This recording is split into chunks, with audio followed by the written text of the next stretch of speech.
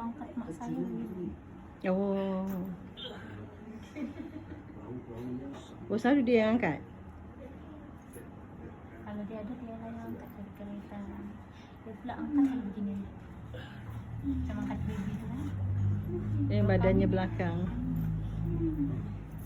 Masih botol sakit. Ini Sabah ke Sarawak? Sabah. Ini Johor. Tak tahu. Saya Sabah. Oh, Boli tadi mana Boli? Sarawak.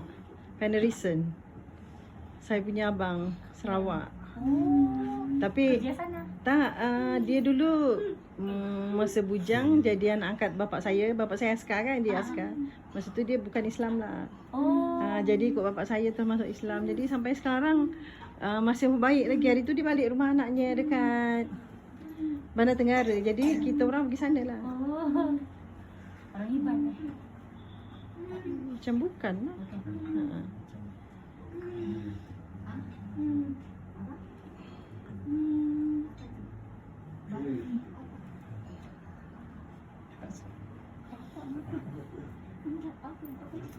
Tak pernah urut. Pernah juga lah, tapi Lama sudah kau. Jadi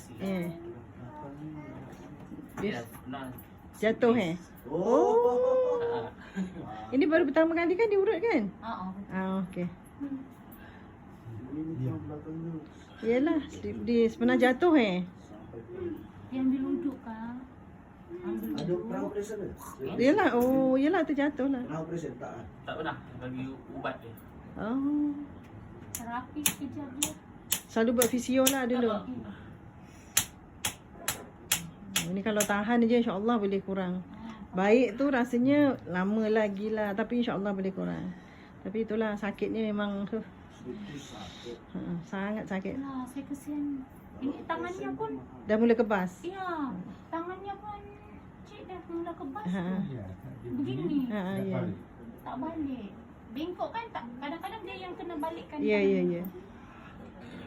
Oh, semuanya tu ada kaitan. Slip disc bahaya, boleh dia tak boleh bangun terus nanti. Jadi kena hati-hati slip disc. Sedis kalau dah duduk itu susah. Bukan murah. Sekarang 52. Operasi ramai datang sini 50, 52 dulu 40, 42, 48. Oh, Ini dah 50 ke atas. Pun tak okey. Sedis memang mahal. ya, Tapi ambil kerajaan murah. Kalau ini kan kerajaan kan? Ambil kerajaan tapi nak tunggu dia punya giliran tu kan. 27. Separuh. Kalau nak giliran senang je.